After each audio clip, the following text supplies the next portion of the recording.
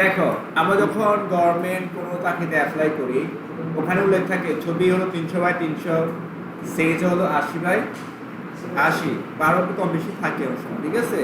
ওকে, তখন আমরা এটাকে সাইজ কেউ করবো, এটা সরাসরি দিলে কিন্তু নিবে না, নেয় না আসলে, সাইজটা নেই, ঠিক আছে? কারণ সাইজ ছোটো হলে কেবিও কমে যায়, মেগাবাইটও কমে যায়। এটা করা যায়, ওই যে আমার সেভ থেকে দেখো, আমরা পেন্টস দিয়ে করতে পারি। পেন্টস দেখাচ্ছিলাম, মনে হয় খেয়াল আছে? ছবি সিগনেচার পরে দেখাচ্ছিলাম, দেখেন। হ্যাঁ, ওখানে এক্সপোর্ট থেকে সেভ ফর ওয়েব, এখানে দেখো উইথ আর হাইটস। এখন আমি যদি এটাকে চেঞ্জ করি 80 বাই 80, এটা অটো চেঞ্জ হয়ে দেখছো, এই যে চেঞ্জ হচ্ছে না? এ দেখো, দিলাম 80, এখানে হাইট হয়ে গেল 16। না, আমি এখানে এই এখানে লক তুলে দিব, এখানে লক আছে, লক তুলে দাও। এবার তুমি এখানে 80 দাও, এন্টার দাও, দেখো পেয়ে গেছে 80 বাই 80। আমি একটু বাড়াই, 120 দিই,